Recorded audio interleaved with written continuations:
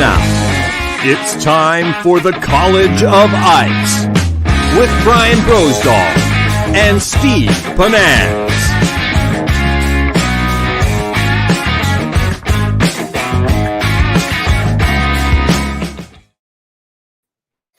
Hey guys, Steve Panaz here. Welcome to College of Ice. I gotta say thank you for everybody that tuned in last week. We had a really great first show, and I know we're all ready to start chasing tip-ups like that. So it's kind of cool. Hey, I want to congratulate Nicolette Shagstad. I hope I pronounced your name right, Nicolette, for winning the first ever Freybill prize pack. And everybody that's watching the show tonight, you've got a chance to win. So we want you involved. So like us, share us, comment, and have some fun. But hey, before we go any further, I do want to thank all of the vets that have really, and their families and their children and their spouses for all of the sacrifices this year. And I'd like to bring Bro on here. And the vets, and that includes my father, who was a Marine back in the day. But hey, Bro, I know there's members of your family that are vets as well. Yeah, I just want to say thank you to my brothers, Delray and Dwayne, and as well as my brother-in-law, Joe Orsini, and his son, my nephew, Joe Orsini. That's awesome.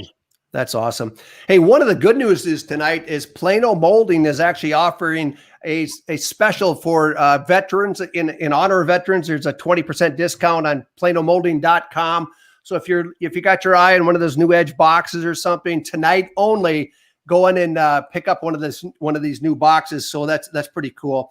Hey, Bro, we do want people to. I can see we got lots of names coming in here already. Keep them coming. But hey, let's talk a little bit about this giveaway before we get into the show. Yeah, $165 prize package, Freybill swag, cool stuff. You gotta love it, and all you got to do is like us, share us, just give us some positive feedback, and you're in and have a chance to win. So that's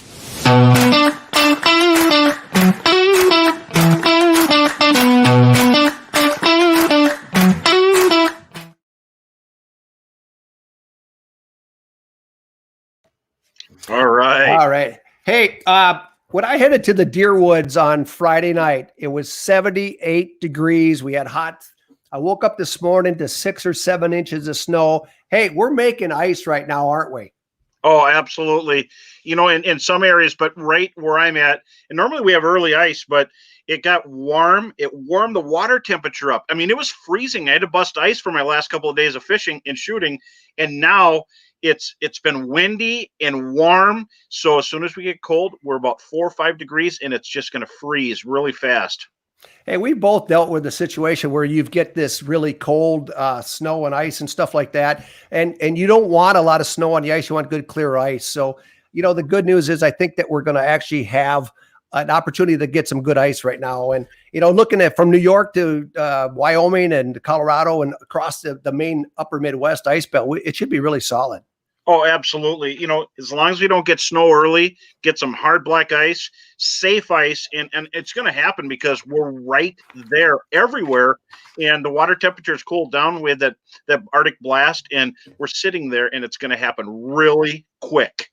Hey, Will, thanks for joining us. Hey, Bro, I know the fact that the lakes are out open are actually a good thing, and it leads into our first topic tonight, and that's how do you find the spots for early ice, for some of your first spots? Well, you know, the ice blew away, so I'm going to put the boat in and start searching using my electronics, using my AquaView and all the tools I have, finding hard bottom areas near the mud, structures that have a little bit of everything, weeds, rocks, face the open areas. If you're fishing walleyes, perch, panfish, find them, mark them, and go back to them because they're going to be there with the feed bag on. You know, that green weeds are really important early in the season for a lot of species, especially panfish. And, you know, the nice thing about it is with the clearing waters of this time of year, you can actually find these just by running the boat and looking in or taking out an AquaView camera or something like that. But you can also search for them as well with your electronics. Absolutely. And finding these micro features is very important. And the key thing is right now is to get out if you can. And if you can't, you got to drill a lot of holes to replace that easy movement. But I like using the AquaView to look for green weeds, because a lot of the weeds beds die off this time of year. So you don't want to fish brown and rotten weeds. Any green weeds is a magnet this time of year. So the other thing too is you really want to start looking for locations that you could hit first ice. So things where you can drive, or not drive to, but actually walk to from shore. So what are some of your key spots first ice? First ice, I like to check out shoreline connected points. A lot of it goes back to the shoreline because whitefish coming to spawn, tulipies coming to spawn, and there's still big fish hanging in these areas. Steep breaks near shore, because you don't want to go out into the deep cold water, because that's where the transition line ends in the safe ice. You got to go where you can, not where you want to sometimes. One of my favorite lakes is I actually fish a real shallow walleyes. We're talking 6-8 feet in a body of water that traditionally produces a lot of fish in that 30 to 40 feet of water in the fall. But those fish will move shallow, and it's a weed bite. So we just find some hard bottom areas within the grass. Are you finding those same sort of spots on the waters you're fishing? Absolutely. There's a lot of good weeds, especially lakes like Leech Lake. I could talk about Leech, Winnie. Any place that's got weeds is really good. And the spear fishermen are out there doing their thing, and they're seeing walleyes and perch swimming through. So green weeds are a magnet. And sometimes, though, you still got to look in the basin. Sometimes we get bad weather right at freeze up. The fish will dump over, but they'll climb back up.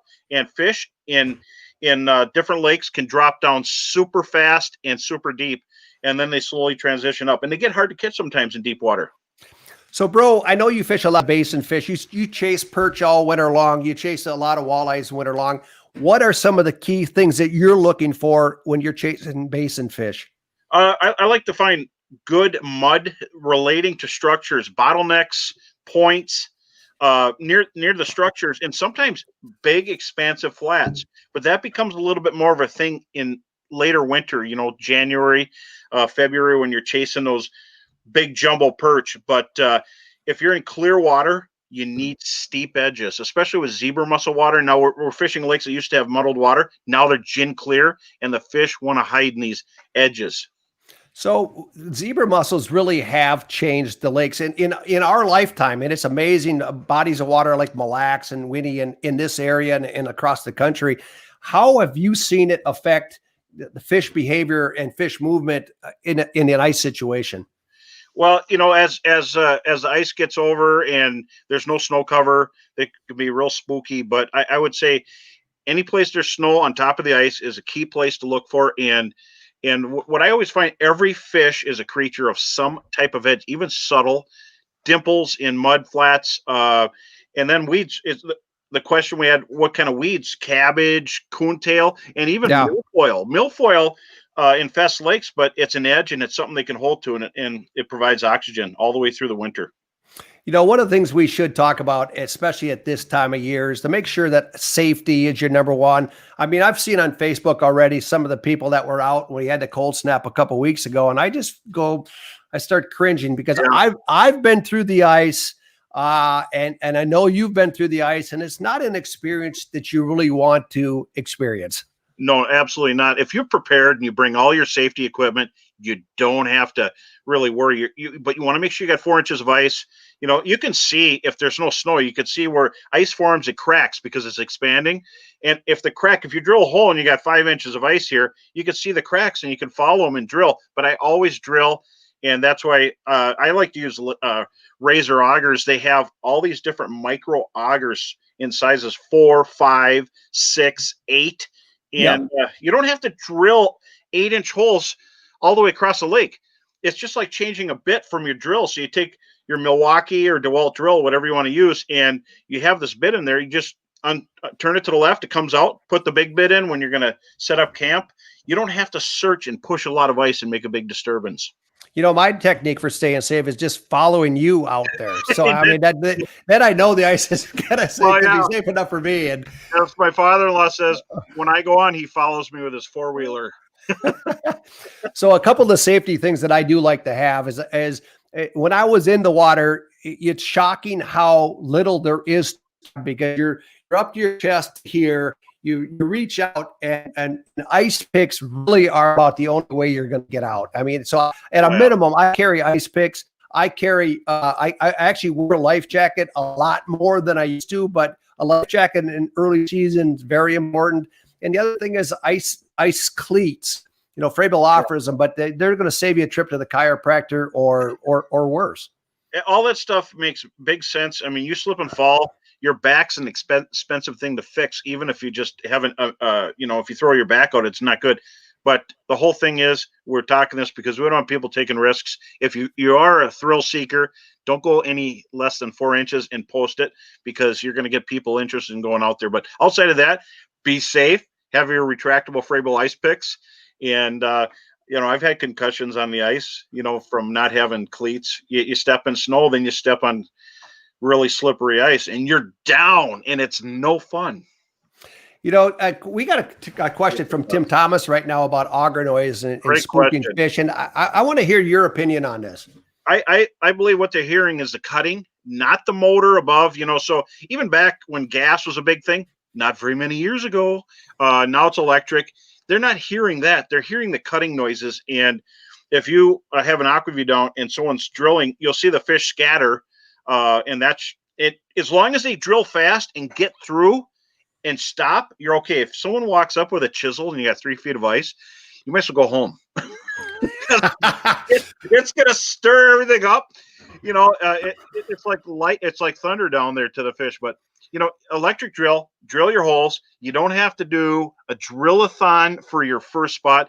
Drill 12 holes, zigzag, and then from there, fine tune. If there's a hole that's lucky, and it's usually Heather's, when I drill the hole, she'll find the lucky hole. I'll kind of move in slowly on her, and she'll throw stuff at me. I fished a walleye tournament event a few years back, and on the map was the perfect spot. It was a late season thing with moving water and a great structure. And I got there, and there was about 20 guys drilling holes on top of it. And I still liked the area, but I just moved off about 100 yards and drilled a bunch of holes out in the basin around the structure. And you know what? It was a key to getting fish that day. So it was pretty cool. Hey, there was another question about gas versus electric, and I'm a big fan of Razor augers, have been for a couple of years now. Oh, yeah. I love now that you've got reliable battery power. Here you've got a 40-volt model where you can actually cut almost 1,800 inches of ice on a single charge. That's going to get you through a weekend unless you can't find those basin crappies. Oh, absolutely. I got a 40-volt with a 6-inch bit and an 8-inch bit, and it's really nice because you could drill all the holes. And for me, it's not even – it's the small search hole is less slush, and I don't leave one volcano. People who drill volcanoes drive me nuts. Even my clients, they always have their own augers, and they start drilling. I'm like, no, I'll do it, because I kick every hole flat. If I drill 2,000 holes, every single hole is flat, and the smaller the hole, the less slush, and you can hide it. That's awesome. Hey, slush. One of the things that I learned on a pike fishing trip is that Frabill makes the round tip-up augers or tip-ups. And have you seen a difference between the round tip-ups and the rail style? Oh, absolutely. The round tip-ups really keep the hole from freezing over, and it's really nice. We don't get very much warm weather after Christmas. It dumps into the freezer, and we get below zero. And those Prothermal tip-ups are my favorite, and you can adjust them just right, and you can use them in any situation, set them light, set them. But the rails are nice for storage. They fit in a bucket, but so do the Prothermals. They stack on top of each other. Yeah. I've had situations where you find bites where if you have light actually coming through the hole, especially late winter, where you've got all the cover and you got that little tube of light coming down, it seems to spook the fish. Hey, I want to bring in Eric Brandriet. He's a Frabill pro, but he's also a guide out in North Dakota, actually South Dakota, sorry. He's with Dakota Prairie Angling, and great open water guide, and then also a great ice guide. And I know he's a good friend of yours as well. So Eric, thanks for joining us. Hey, there he is right there. Hey, good to see you. And thanks for joining us, man. Hey, good guys. Thanks for having me tonight. Absolutely. Talking ice. That's right. It's coming. Now, Eric, you fish a really a unique set of lakes, the glacial lakes in eastern South Dakota. And I know you're targeting a lot of perch and a lot of walleyes, and you're dealing with lakes that are continually changing as waters continue to rise and these lakes start to pushing out to the edges. And I also know you're dealing with a lot more pressure. So kind of take us through your early ice approach when targeting perch and walleyes on your particular lakes. What are you looking for? What do you use? And what tips might you have for our viewers? I'll kind of go back on what Bro said. 3 weeks ago, we had 6 inches of snow and single digits. And, ice was probably on its way. This past weekend, we were back into the 70s. And so right now, if you've got your boat not winterized, now's the time to get out, even not to fish, but just go for a ride. I was out here about 7 to 10 days ago again, went for a ride, and it's so easy to see those fish right now. Where we live, our weeds, we don't have a lot of weeds and left. We don't have weeds in the wintertime, so we're chasing most of ours in basins. The weeds we have left are really shallow. But these fish are relating to the basins, real subtle changes in these basins. Very easy to see on our electronics. Side imaging, man, it's so easy right now to drive around and see them. And I really do concentrate right now on the places where I'm going to walk out. Those are the first places. I don't want to walk 5 miles to find them. But right now, I quickly drove around a few different lakes, places where I'm going to be able to walk out and definitely mark those spots. So what are you looking for in terms of structure, or what's holding the fish if there isn't green weeds right now? Right now it is the subtle changes, large flats that drop off. They're relating to these first breaks, these secondary breaks, getting ready to really drop off into that deep water. There are some out here, our lakes aren't deep compared to other parts of the Midwest. So they're relating to this deep water. They're getting close, but they're not going to move very far. If we get ice in 3-4 weeks, they're going to be 4 weeks, 5 weeks. They're going to be pretty close to where they're at right now. So you deal with a lot of pressured fish. You've got a lot of angling pressure in the body water, that the waters that you're fishing. And I know that's a change from not that long ago. How are you recognizing pressured fish, and how do you deal with them? Pressure is, I live in an area that we get people from all over the country. And you know what? They come here because of our fishing. We're very blessed. But you quickly learn that, fishing on the days when it's bluebird skies, it's probably not the best. So we do different things to deal with the pressure. Obviously finding your own fish is the best. If you see a big group of houses, it's usually a day or two late. So really using your electronics, once you find the fish, look at your surroundings, look at the depth of water, try to replicate that spot. It's not too difficult. Those fish are there for a reason. It's not the only place on the lake that's like that. And then once you find them, we're forced a lot to fish low light conditions, mornings, afternoons, late afternoons, downsizing. And all three of us have talked about it many times. Open water, ice, paying attention to detail is huge. From the line you use to the rods you use to how you hook your bait, the knots, detail is going to separate you from the guy next to you. So what is your preferred lines early in the season, and do you make a switch later in the year, and if so, why? I rely, fluorocarbon is my favorite. There's no doubt, for a variety of different reasons, especially early in the year. It drops fast. It does have a little stretch, but that by far is my favorite. As we get into the season and fish get pressured a little bit more, and we really have to be on top of our game, I do switch a lot to mono. I prefer that bait maybe not to fall as fast, but being able to have a little bit more stretch in my line allows me to play with my lures and put a cadence that's not so herky-jerky. Not a real subtle action, but more of a subtle action instead of a real jerky action. Bro, I know you're a big fan of fluorocarbon as well, and I am as well. So what pound test are you using typically? And Eric, I think I know you're a fan of some of the real light stuff as well. Oh, absolutely. The lighter, the better. 2-3 pound test. Fluorocarbon has a great sink rate. I use it in the summer, but braid, attached to braid on every rod. But in the wintertime, fluoro, because you want it to get down there and you're fishing straight up and down. One of the attributes of braid is that it actually kind of floats. You got mono, which is neutrally buoyant. And then when you've got fluoro, you actually do have a quite of a sink rate. And I'm finding in deeper water, especially for bass and crappies, I used to turn to all the time going to braid, but I'm finding a fluoro is really a great option in that. So, Eric, you had a comment before that that the way you hook your live bait, and you use a lot of live bait. Talk to me a little bit about how you handle and hook your live bait. I've experimented with a lot of different things, and when these perch come in the wintertime, I love walleyes, but perch are my favorite. If I could chase perch 100% of the time, you've probably seen many pictures of me the last few winters. That's what I prefer to do. But doing different things. It's amazing how a perch can suck a spike off as fast as it can. And when those spikes are gone, they're gone. Yeah. So different things I've picked up on. No matter if you're using a horizontal lead or a tungsten jig or a small spoon, I always will thread the first one on, and then maybe hook the last couple. Reel in the tip.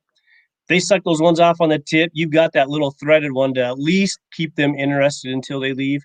Just different nuances, experimenting. Once you find something that works or a little secret, you're going to use it forever. And just those little things of detail, and those having the last couple of spikes on the end and being able to shake that rod just so that the tails move.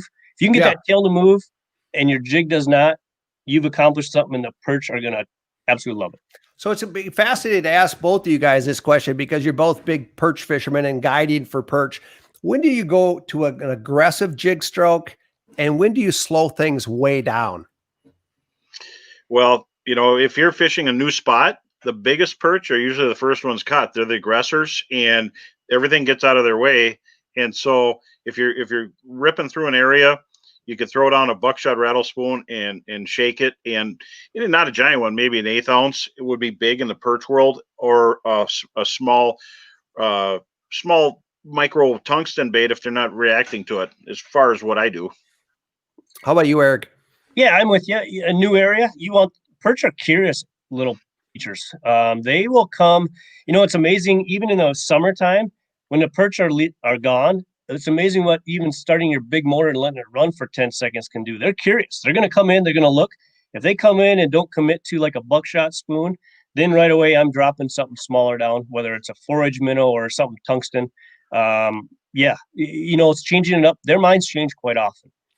So we've got, I want to show you a little clip of a video, and I'm going to ask your impressions of, and I'm going to ask you why this video is playing. But Kai, our producer Kai, will you play that bluegill video right now?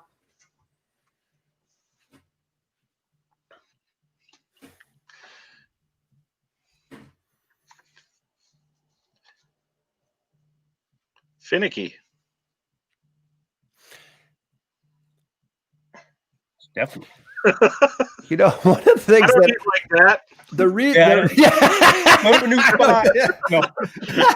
But the reason I wanted to play that video is I've seen that scenario 100,000 times over the years, where we think these fish are efficient feeders. We think they're super aggressive.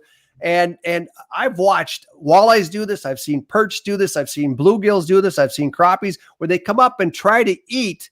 And when I was actually fishing competitively, one of the things I went to was more horizontal jigs versus, the baits that lay this way where they can come and grab it, versus the ones that laid like this where they had to kind of turn it to get into their mouth. But talk to me a little bit about pressured fish, or fish that are really kind of turned off, acting like this, perch or walleyes or whatever you guys want to cover. But how do you deal with this situation?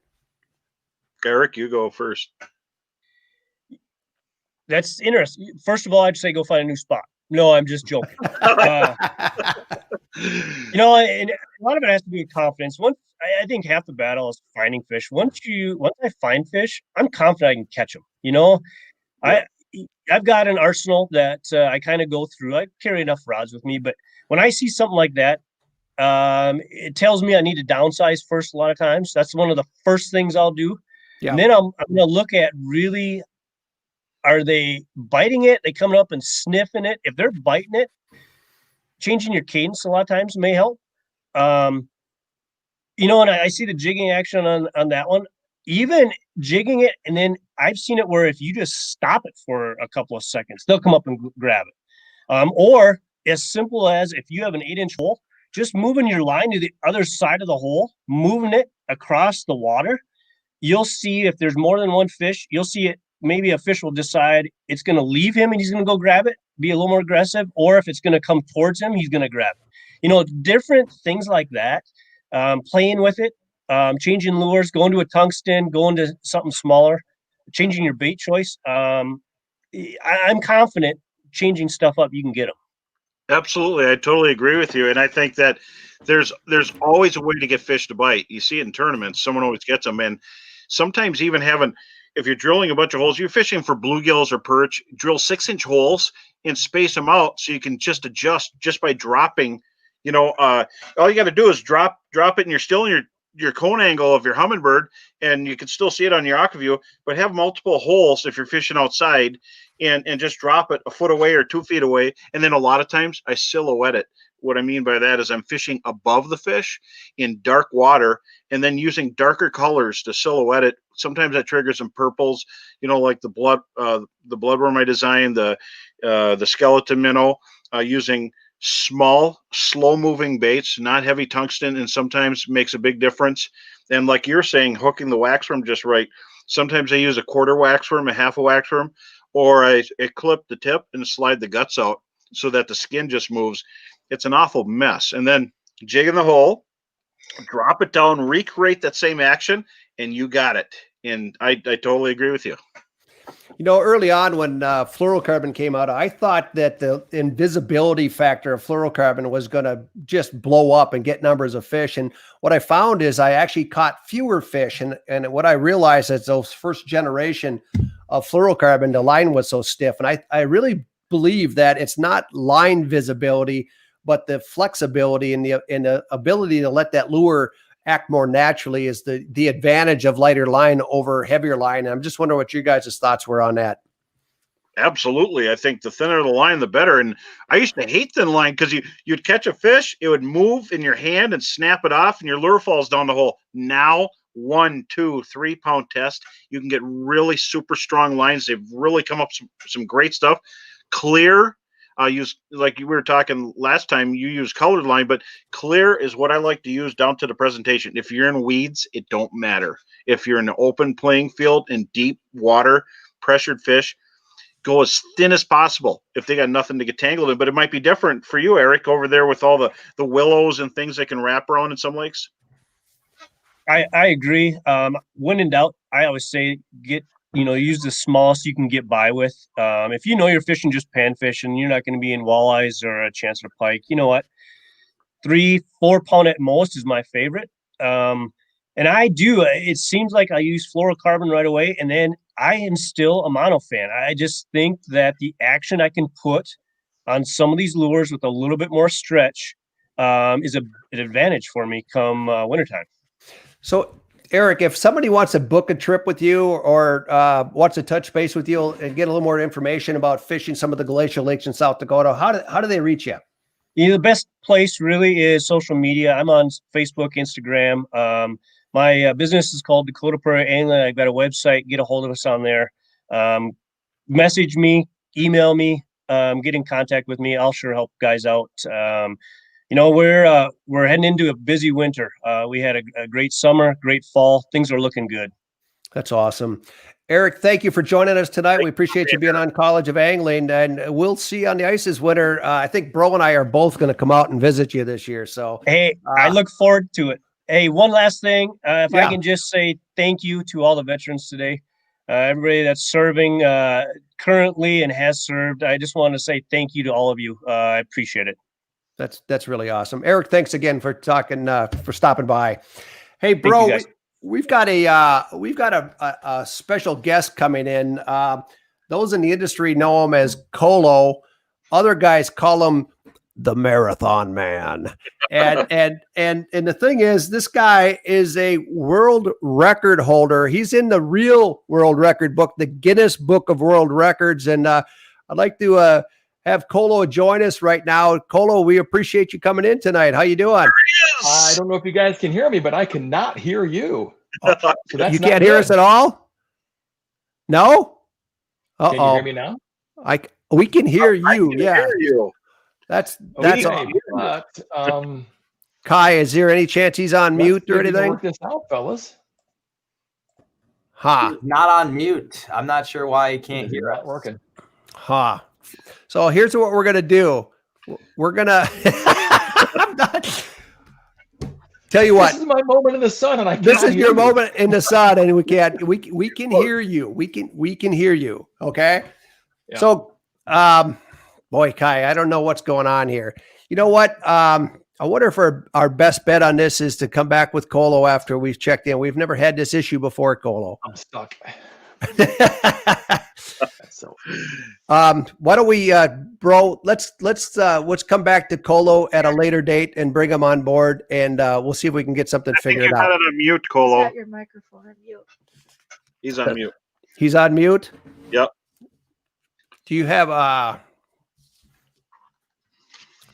we're going to come back to Colo here, guys. We'll see if we can get him figured out. That's a shame, but I was going to ask Colo two things, bro. You know, in a 24-hour period, still can't hear you. No, can't hear him. Not sure what the issue is. We call him the marathon man because he's been raising money, but he's I've actually watched him try to set the world record. And here's a guy who caught in 2019, he caught 2,172 fish in 24 hours. And this year, bro, he broke it with 2,645 fish in a 24-hour period. So I think that's really cool. That's insane. It's unbelievable. I mean, that's like a season. And I was going to ask him, did you get an invite to the fish fry? No, I didn't. I didn't either. So They're still eating it over there, aren't they? It was kind of a sad deal. Hey, one of the things I wanted to ask Eric, and we couldn't ask, is that mapping is really one of the advantages of having good mapping is the chance to actually look at spots, ask yourself why they work so well, and finding other spots that really kind of match that spot. So, how do you find additional spots if you're struggling to find a new location? Well, I've mapped lakes just to have in spots you could map now, but the real thing is using your cartography to figure out the lay of the land. And a lot of the really cool spots that are mapped out and are available have people on them. And I was going to say the whole thing are the B spots, these big expansive flats, because, big perch, even walleyes feed on insects all year round. It's not just in the summertime during hatches. Everything feeds in basin. They'll follow the fish into the basin. In some areas, basin could be 15 feet. Shallow lakes. In other areas, basin is 55 to 60 feet. And so you got to figure out where the basin is. And if you're not finding fish in the shallow areas, you definitely got to go in the basin. But be mindful if you're on a lake that has restrictions or slots on walleyes. If you bring something up in over 24 feet of water, there's a good chance it could get barotrauma. So, lakes that don't have slots, it's not as bad, because if something happens, you could always harvest that fish. One of the things that when we're taping Lake Commandos, and now that's all open water, but one of the things that really stood out for me is, and I know you've done the same thing because we've been in a boat together, but water clarity is a big driver in the depth of fish. And in lakes that are super clear, you're going to typically find them in deeper water. And if the lakes are more dingy, a lot of the agricultural areas, you're going to find these fish real shallow. And a lot of times, if you look at where that weed line is, that's really going to tell you a great place to start in terms of fish. And I'm sure you've run into the same thing. Oh, absolutely. I love fishing in really dense cover, weeds, darker water. You don't have to worry as you're fishing and you're going through all that. As you're going on the ice, you're scaring fish, whether you're walking or moving around. If there's not a lot of snow, and we just talked about what lake would you go in northern Minnesota, and I have to get that right away. I'm listening too. What is it? it is also named after, it's of muddled waters, what Winnebagashishi is. And Winnie, as we call it, does have zebra mussels now, so it's not as easy as it used to be. But lakes get stained in the summer, but in the wintertime, you got to pick an area where you're not going to spook the fish away as you're going out there. And so I love fishing, dark stained waters. And I don't want to name too many lakes here, but there are some darker waters. Red Lake is a great lake, but that lake is a little bit clearer sometimes, and they're aggressive, and just these little subtle changes in rock strings on the 50,000 acres that we could fish is all you need. Hey, I think we got the tech issue solved with Colo, so let's bring Colo back in. Colo. All right, I hear some voice. Welcome. I can hear you guys. It's like nothing worse. I'm back with my friends and I can't hear them. Actually, it's worse for you. You can hear me and I can't hear you. Hi, Heather. Oh, so bro, bro, Colo, I want to ask you a little bit about, how long have you been pursuing the world record in terms of number of fish, and how did this all start? I know you fished competitively before, internationally. That's probably where you got your. So tell us a little bit of background on that. So I was a kid that hated to read, and I loved to read fishing books. I read In Fisherman. I read all kinds of books, fishing facts, and read Al Linder's stuff. And I read an article in Fisherman magazine years ago, and I read how you could represent your nation in the World Championships of freshwater fishing. Yep. And at that time, I said, there's nothing cooler to do than that. And so I set out on a mission really to fish for the United States, and it's really like the Olympics of fishing. Yep. And so by grace of God, literally, truly, by that, I was able to make the team with Mick Phil as the captain in 1991 and fished 7 World Championships representing the United States after that. And then, for me, I love fishing and I love people. And anytime I get to blend those together, it's a great day. And so when I would come home, I would share the things that I learned in World Championships competition and so forth. And I would go around and tell people how to fish and help them kind of get started. So that's kind of what grew into the Marathon Man. And I decided to help the folks at Fishing for Life over there in the Twin Cities. They're raising funds for some military families. I said, man, I am down with that. I really want to help you. Awesome. Went to Tom Goodrich and he says, yeah, I've got a great idea. Let's do a fishing marathon. I said, yes, I'll give you a day of time. And I said, yeah, in my mind, I'm thinking 8 hours. And he had 24 hours. He goes, go fish for 24 hours. We'll call you the Marathon Man. And I did a double take, swallowed hard. And I thought, well, that's crazy enough just to work. And so that's how the Marathon Man was birthed, I would say 12, 13 years ago. And there's been a whole lot of bluegills, bro, caught in that time. That's amazing. There's a reason you wear gloves during the competition. There is. Yeah, there is.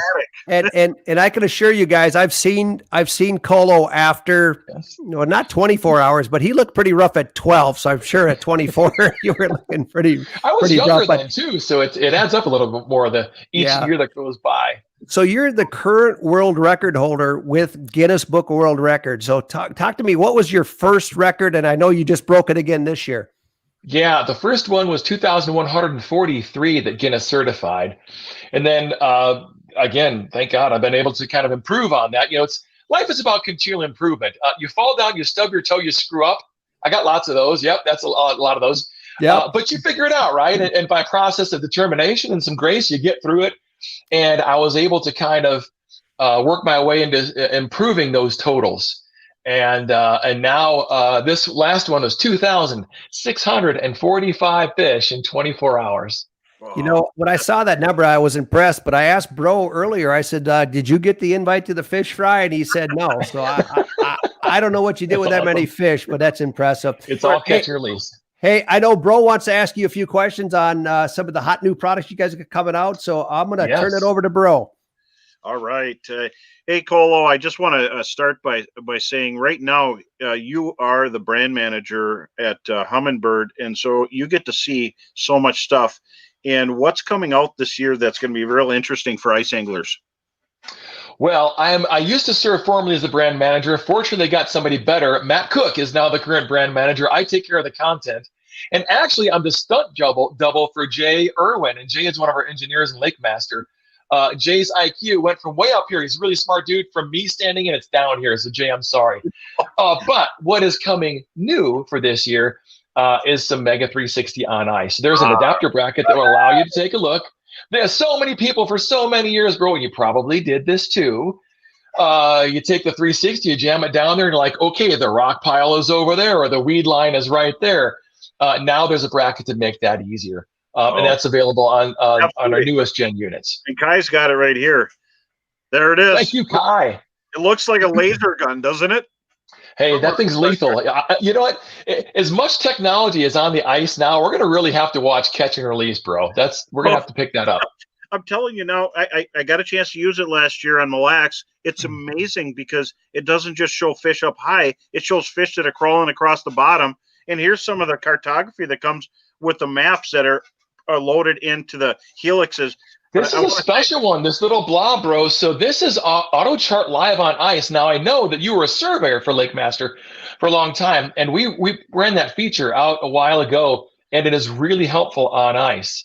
Yes, let's go back to that one, Kai. If you go back to the little survey spot there. Yeah, that's what it is. So I thought, in my craziness, I thought, well, why would you want Auto Chart Live on Ice? Because, what the heck? How are you going to survey Mille Lacs? Well, you don't have to. No. This is a great tool where you're just surveying the spot on the spot where the fish go to chew at night, right? So that's where you want to survey that. And I was up fishing with Danny Herbeck in Eagle Lake, and he's grown up on this lake. He says, the rock pile, it goes in this direction. I said, okay, great. We put that down there, realized he was off about 20 degrees, and there was a whole other finger. So the master of that area even was able to learn something. That's a really cool feature for last year and this year. Yeah, it's really neat, and I use it to find those structures, the shapes, look for saddles, look for points, and it's amazing what's done. And I truly understand why the fish are where they're at once you do that. But being able to see the fish drop the 360 in the hole, and it not through the hole, but down in the hole, and turn it on, see fish all around you, hands free. It does have a handle on the kit, but it's hands free. That's right. Yeah, you know where they're at. You can see them. It's cool. And you know what, that works better on some of the big screens, but I would just say as we welcome to all 9 million new anglers this year, which is super awesome. Like, the pandemic looked terrible, but fishing and hunting, and it is in many ways terrible, but fishing and hunting are really taken off. And so there's a lot of new people out there that will go on the ice for the first time, and a lot of them are looking for a unit. And I know you're familiar with the Helix 7. It's an all-in-one unit. And the beauty of that is you get a GPS built in, you get mapping with Lake Master built in, you get all your coordinates from winter and from summer built in, you get chirp sonar, and you could run dual screens. Plus you get the flash review that is insanely fast. And so in this one unit, you have all of this technology to help you get started on ice in the right way. And you guys said something earlier that made me think about early ice fishing and some of the safety stuff. And Steve said, wear a life jacket, and I couldn't agree with that more. And always have your picks. Frable does some kits. I'm familiar with those from years ago, safety kits. But one thing I would say, uncommon to safety, is turn your flasher, or excuse me, your all-in-one unit on. It doesn't have to be on the flasher mode, but on the GPS screen. When you walk on the ice, that's going to put a course. It's going to plot a course just like you did in the summertime, wherever you walk on the ice. And so, as a best practice, now you kind of know where you've tested the ice. You talked about having a spud, testing the ice wherever you walk, especially in early and late season. But now you've got a place where you can walk exactly on that path. There may be snow, there may be footprints or not. One other really good reason and a good tip for our new ice anglers. And that happened to me last year. I found 4 inches of ice, made it out to the spot. Snowstorm came, and realized that there's some 3-inch spots and 2.5-inch spots. So without that plotter, been in trouble. There's no tracks anywhere. And I just want to have Kai put up the kit that comes with everything, the all-inclusive kit on the Helix. Yeah. This is something for the new people. And you get a winter unit and one you can use on your boat, because it comes with the transducer for your boat. This has all that cartography, Lake Master maps, and there's specials right now with Humminbird. So whether you want a flasher, you can get rebates, or if you get the Helix 7, check it out. It's definitely a time to get them and get them fast. They're going to sell out. It is. And you know what? That's the beauty. You can use this in the winter. You can use it in the summer, and everything's all in one kit. And there's a lot to be said about knowing the waypoints that you fished in right before the ice firmed up. And then when you get out there, they're kind of close to those same spots as you were talking about earlier. Absolutely, and downloading your waypoints from your open water, on your boat. It only takes a few seconds. Download it on an SD card and upload it. You're done in less than a minute. It is, and there are so many features on that one. And bro, you were a flasher guy for all these years, and now I look at that, and what I've really done is I've kind of modified. I've really settled in on the split screen view between the flasher view and the 2D sonar, and I've got them both up there side by side. And one of the things you're talking about, the question came up earlier: how do you know that you have the right jigging stroke? You don't always, and so you can watch it on the flasher on the dial and play video games. Show us that face of the unit with the split screen. It'll be perfect, Kai. Thanks. And then, so if you notice, the top green line is a jig coming, and then it jigs erratically right there. So it came up slow off the bottom, and then obviously the red line underneath is the fish that's chasing that, looking at. But that erratic, really, you can see how that jig really got vibrated and pounded there. That's what made that fish come up off the bottom, look, and start to chase it. So one of the things that I'm not smart enough to remember the history on a flasher, right? But when you have it side by side on your Helix, that way you know exactly, hey, I jigged aggressively that fish and it went away. They don't want that. Okay, and you can slow it down. So you can dial it in really quick. Well, now, thanks for being here. We're going to move on. We got to bring up some more stuff here. It was great to have you, Colo. Humminbird's going to do well, and thanks for coming out tonight. Catch one for me, guys. Thanks. All right. Cool stuff there, bro. Hey, I appreciate it. Hey, I want to move right to Key Kong. He's with Joe Sporting Goods out of St. Paul. Joe Sporting Goods has been a staple, a rock, a destination for a lot of hardcore fishermen and hunter and actually skiers and too. And Key, he's the sales manager for the fishing and hunting division, but I don't think there's anybody more passionate about hunting or fishing than this guy right here. Hey, welcome to the College of Ice. How you doing tonight? What's going on, guys? All right. Taking ice. Just having fun and sharing some stuff. And hey, I wanted to talk to you a little bit about COVID and how has that affected you guys in the retail market this year? I know it's been a bumpy ride. Yeah, going into COVID, it was very iffy. We're like, what's going to happen to business? It's going to shut down and all this crazy stuff. So, we were preparing for the worst.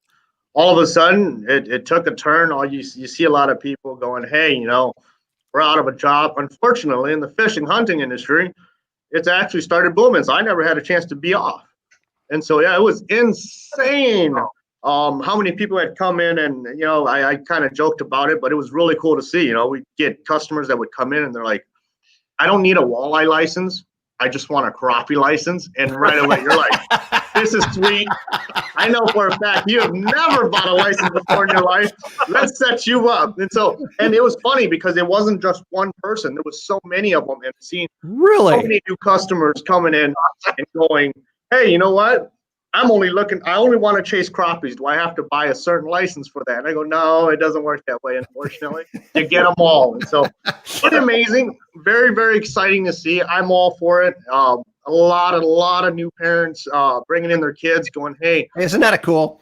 Yeah, we've got nothing better to do now. What do we do? And we're like, we're in the land of 10,000 lakes, baby. There's plenty of things to do. We don't have to be indoors.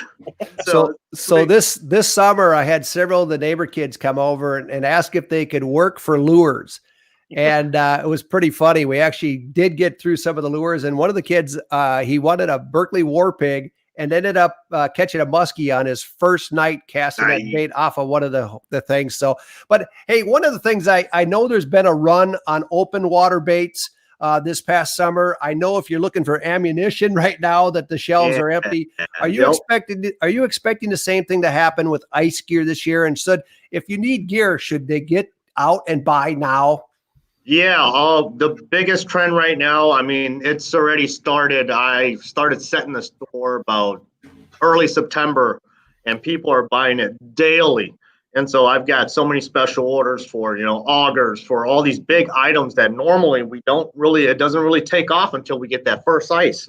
And so it's crazy, man. If you're looking for stuff and you know what you want, you better jump on it because there probably won't be any. That That's amazing. So Kai, you showed us a picture of yourself with a big old trout. What are some of your favorite species of fish yourself? I always make this joke. I'm always after. I always want to fish the fish that I'm not fishing for, and so I'm out there crappie fishing. I'm like, yeah, I should have brought a muskie rod. I'm out there muskie fishing. I'm like, ooh, I really need a flip in those breeds. Those bass got to be fighting. So it's pretty funny. I'm after everything, anything I can get my hands on. I think it makes me a better angler in itself. I'm a bass guy really at heart, but at the same time, if it wasn't for me throwing a fly next to a tree, I probably would have never done that for bass fishing. So it's pretty cool to see that, being versatile, and especially, being in this great state, we have so many good fishing to be done, and so chase them all is what I advise to everybody. Like a lot of Minnesotans, I grew up fishing walleyes, and I think I'm a better walleye fisherman now because I fish bass a lot, and I fish salmon, and I fish sailfish or whatever. All that stuff accumulates, and it really helps prepare you for some of those situations. So if somebody's new to fishing and they're near Joe's Sporting Goods, what are some of the local waters that you guys fish? What are some of the more popular bodies of water? So we're pretty fortunate. We are on the East Metro, and so we do have quite a bit of, we got some pretty nice metro lakes. We have White Bear Lake that I recommend, if the kids are out there. I started ice fishing. I moved out west to California for a long time, came back and, got back into the group. I really had fun at Bald Eagle. And so that's where I do send a lot of customers to. If they're like, hey, I've got kids, we just want to get on this crazy bite, I go grab a flasher, get out there, and you will see that light up like a Christmas tree. So it's pretty fun. We do have the St. Croix course down not too far from us, about 20 minutes. That is a wild place. Do be careful out there, though, at that ice build. But the fun part is you never know what you're really catching there. I mean, you're fishing suspended fish, and all of a sudden you catch, you're thinking it's a crappie, and all of a sudden you catch yourself a big old catfish. And in the last year or so here, they let us go after sturgeon for catch and release, and that's been the hot one. Starting to see a really big trend in that. You go and go get yourself a dinosaur. Really, I've had a chance to do that myself. And does Joe's offer night crawlers through the winter? So if anybody wants the hottest bait for sturgeon, they can stop by and get them there. Yes, absolutely. We keep our fridge pretty well stocked with night crawlers for the guys who do want to come and soak. That's cool. And so definitely throughout the year, normally, a lot of times, like I said, before we really didn't. We actually just kind of kept it for, the guys feeding their pets. But now it's become such a big commodity that we're like, we're reloading it weekly, if not, every other day. So it's been pretty impressive. So is there any hot trends that you're seeing at retail right now? Yeah, retail, it looks like this year it's going to be the battle of the augers, electric augers, of course, the battle of the lithium batteries, making your units lighter. This year I'll be running Helix 10s. I may even load up a Helix 12 for that 360 that you guys were talking There you go. And so I'm pretty excited. And so I need the juice to do it. So we are going to be playing with a lot of different companies as far as lithium batteries go, see which one will work best for it. And so definitely that kind of seems to be the biggest hype. We see guys come in Secretly. Nobody's asking for, extra two-stroke oils anymore. Everybody's going, I want the lightest. I want all lithium. I want the extra battery. I want all the fun stuff. And so.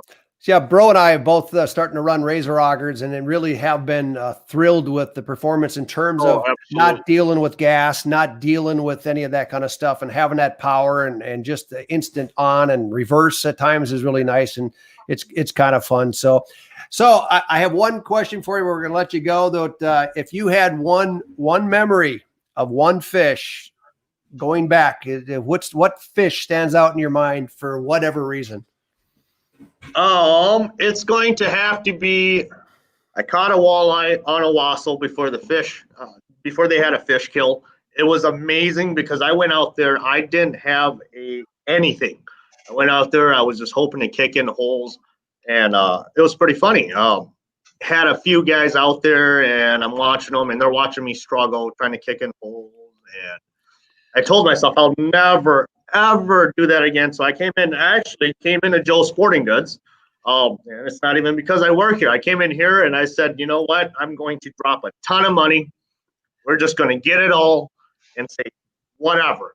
Got it all, went back out there in the same in that same general area, there was a gentleman that was out there doing the same exact thing I was doing. He was out there trying to kick in holes, trying to find out what's open. And I promised myself I would never, ever let guys struggle like that ever again. So I walked over and I'm like, hey, awesome. let me punch a bunch of holes for you. And he's like, you sure? And I'm like, yeah, I've never had an auger before in my life. I go, I'll definitely punch the holes. It was fun then.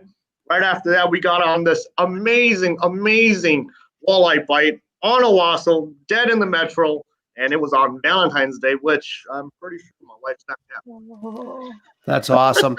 Hey, one last question. I know Joe's has had very popular seminars. Are you guys going to start reloading those sometime when COVID allows? You know, as soon as this drops, I really hope so. I know we will. We would always love to do that. I know a lot of guys are looking forward to that. We do run seminars and stuff too. I believe, bro, you've been in here a few times. Yeah, I remember seeing you ever since the first time I've gone in there. How many years have you worked there? Oh man, I've been here probably roughly about 8 years. I don't even remember anymore. Yeah, it's a busy place, and it's fishing shop. You got everything. You got skis there. Yeah, we got skis, snowboards, clothing. I mean, you name it, we've got it. And ammo, not really right now. And so definitely a lot of things in here. Awesome. Man. I can't wait to get in there again. And I'm probably going to have to get some lithium batteries to run all these. You're always welcome. Electricity that I need. Yeah. Well, Keith, thank you so much for your time tonight. We appreciate you joining us on the College of Ice. And if you guys are in the neighborhood, stop by Joe's Sporting Goods. Clearly, he's a wealth of information. So thanks again for coming by, man. Thanks for having me. All right. Have a great night. Hey, bro, we've got a really cool show coming up Sunday night. Yeah, we're adding Sunday nights. It's going to be 7 p.m. Central Standard Time.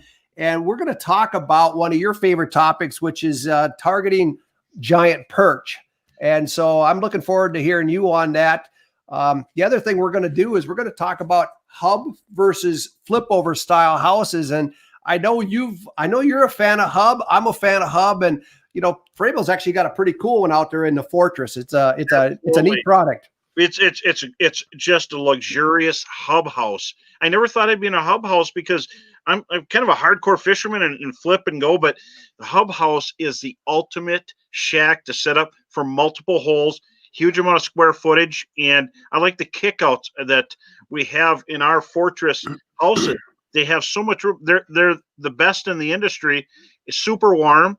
And when Heather and I are fishing, we have multiple holes and we aqua views. I have my electronics, my helix down the hole, and we never tangle because we could spread out on the ice, and it makes a big difference. And but there's a time for a flip style when you're running and gunning, and there's a time to set up and get comfortable in a hub style house. That's very cool. You know, the interesting thing about the Fortress, if you guys aren't real familiar with it, it's instead of building it like a cube, it's actually got a bottom that sticks out. So it doesn't allow the wind to get under the houses like the older styles. Yeah. And you've got actually 55% more fishable space inside of these houses. So they're a very, very cool new product. And hey, I didn't know if I told you, bro, but I picked up a new snowmobile the other night. Yeah, it's the Yamaha Transport Lite. And what I like about it, it's a 2-up sled, but it's got a cargo area so I can carry a lot of stuff. And, you know, you spend a lot of time with tracks on your Toyota to get out, but you're also a snowmobile guy when the conditions get rough. And that's always been an issue for me. So I'm actually excited to try out this new snowmobile. I want to show you this. Yeah, show you this real quick. Check it out. The smaller size and light weight of the Transporter Lite make it ideal for getting into tight places deep off the trail. Mountain skis, 146-inch Camso Cobra track with 1.6-inch lug, rugged rear rack, and a fuel-injected electric start 397cc two-stroke make the Transporter Lite as convenient as it is practical. That looks light. You could get around trees and get into secret lakes. Yeah, and I like the fact it's a 397cc engine, so it's not going to blow doors, but I don't need that. What I need is to get to the spot, catch my giant fish, and get home, and that's one of the things that we're looking forward to. Hey, how's deer season going?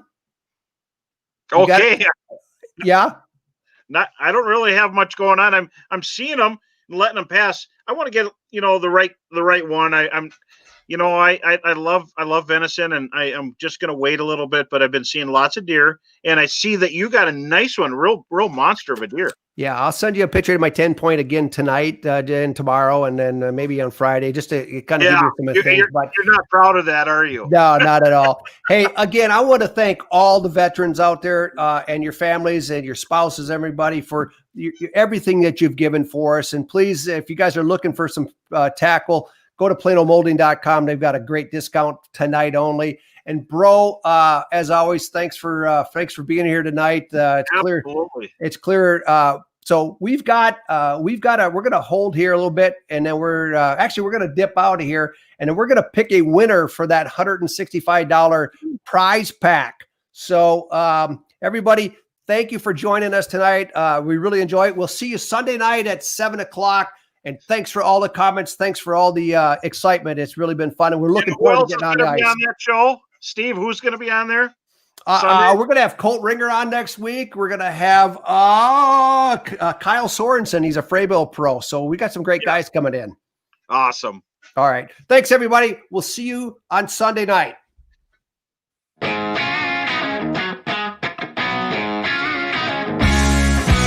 Thanks for watching this week's College of Ice. Stay tuned for all new episodes coming up.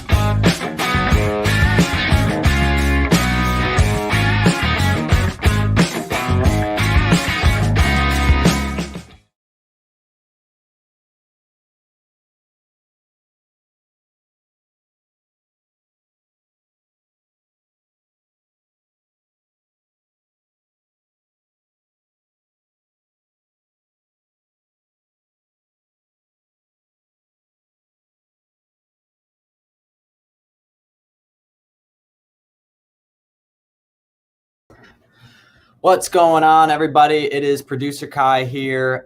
Steve and Bro are picking the winner. So we are going over that right now, and we will have everything available for you guys real soon with the winner. We'll be right back. Stay tuned.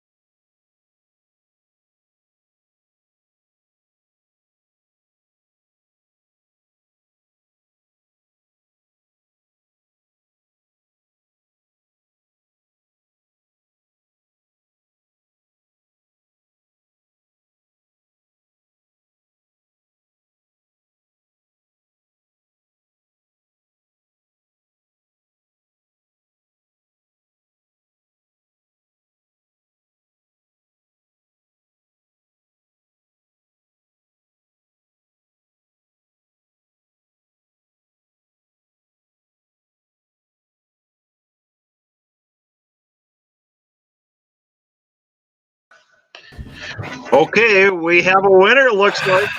And here it comes. And I'm gonna make sure to check that out here. Hey, wait a minute. I was gonna roll the dice here first. I gotta reach in there and grab that paper. There it is.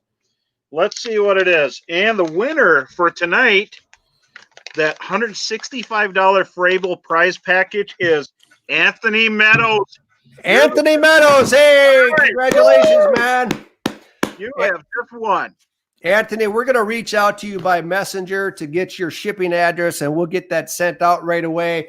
And hey, bro, one of the things that he's going to have in there is this College of Ice mug. So the good news is it keeps cold drinks cold and hot drinks hot. So it's pretty cool. So congratulations, Anthony. Thanks for joining us tonight. You're the second winner of the Fraybill prize pack. And everybody, again, thanks for joining us tonight. Have a fabulous night and good luck hunting or fishing or whatever you're doing this weekend. Bro, we'll see you Sunday night, man, at 7:00. Like and share this. We'll see you Sunday. Bye, guys.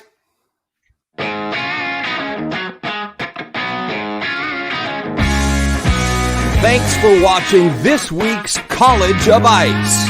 Stay tuned for all new episodes coming up.